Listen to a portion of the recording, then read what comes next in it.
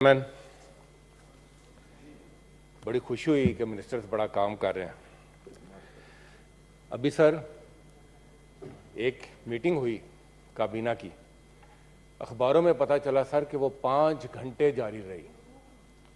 और जिस हिसाब से काबीना है, मैं तो ये सोच रहा था कि ये किसी कमरे में हुई या किसी स्टेडियम में हुई, क्योंकि माशाल्लाह 80 से ऊपर तक काबीना के मेंबर्स हैं। और फिर ये ख्याल आया कि पता नहीं कितने बड़े फैसले हुए होंगे, क्योंकि इस वक्त मुल्क में जो इकॉनमी की सूरत हाल है, तो पता चला कि वो सिर्फ गुफ्तन, नशिस्तन और बर्खास्तन थी। चेयरमैन साहब, इस वक्त इकॉनमी के हवाले से मुल्क जिस बदतरीन वक्त से गुजर रहा है, जिस बदतरीन दौर से गुजर रहा है, वहां पर होना तो ये चाहिए था कि हुकूमत की कोई अर्जेंसी नजर आए, मगर इस वक्त सूरत हाल यह है कि नेहरू चैन की बांसुरी बजा रहा है और रियासत को अपनी सियासत पर कुर्बान किया जा रहा है। जनाब चेयरमैन, कोशिश यह है कि जो दिन गुजर जाए इक़्तिदार से चिपक कर, जो दिन गुजर जाए कहीं से कुछ लेकर, उसी को गनीमत समझें और अवाम की अदालत में जाने से भागें। चेयरमैन साहब, हालत यह है कि लोगों की एलसीज खुल नहीं रही। अब तो लोग बैंकों पर हमलावर हो रहे हैं।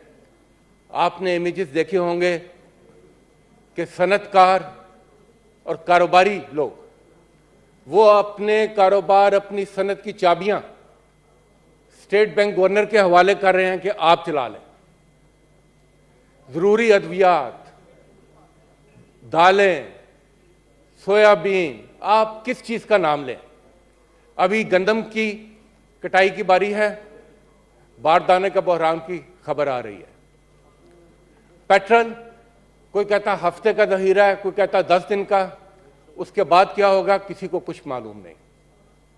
गैस की कीमतों में इजाफे का अंदिया यहां पर वजीर साहब खुद खड़े होकर दे चुके हैं और वो खौफनाक है, 74%, और वो भी पिछले जुलाई से। तो जनाब चेयरमैन, और हुकूमत की जो मईशत है वो सिर्फ इस बात पर है कि कहीं से कोई भीख मिल जाए, कोई कर्जा रोल ओवर हो जाए, कोई $2-4 मिल जाए, तो इसी को अपनी कामयाबी समझा जाता है। आपने देखा कि यहां पर लोगों से कुर्बानी मांगी जाती है।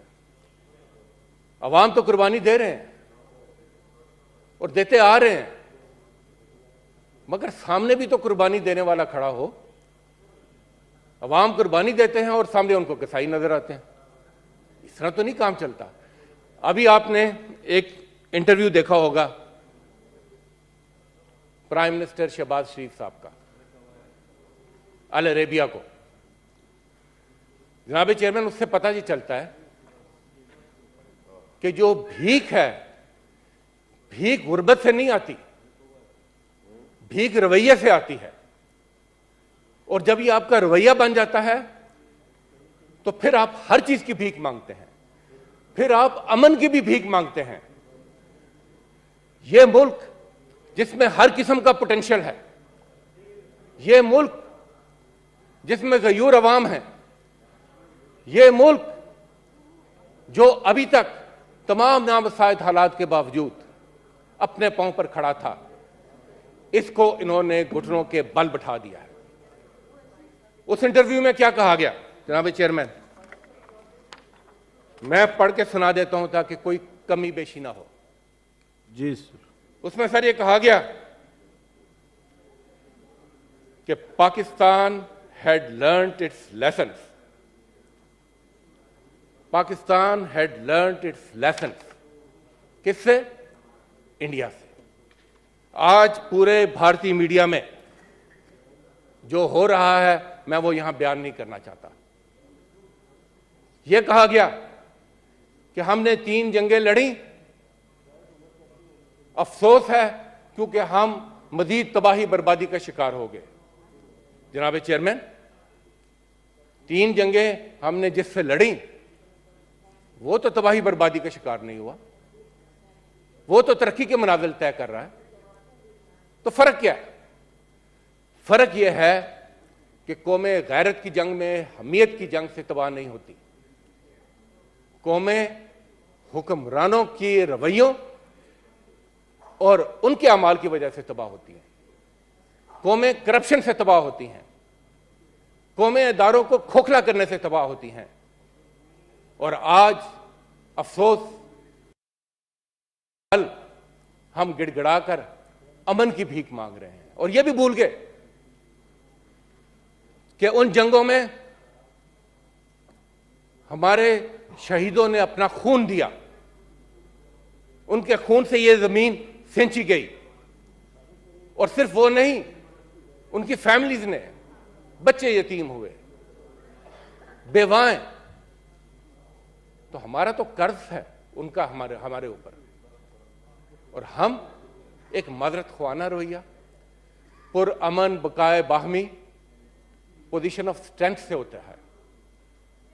घुटनों के बल गिड़गड़ा कर अमन की भीख से अमन नहीं मिलता। अमन मिलता है मजबूती से अपने पांव पर खड़े होकर। अमन मिलता है अपने ऊपर एतमाद करके। अमन मिलता है अपने लोगों पर एतमाद करके। और ये जो रवैये हैं, मैं समझता हूं पाकिस्तानी कौम इसको यकसर मुस्तरद करती है। जनाब चेयरमैन, मैं ज्यादा लंबी बात नहीं करना चाहूंगा। मैं सिर्फ ये कहना चाहूंगा कि अभी भी वक्त है,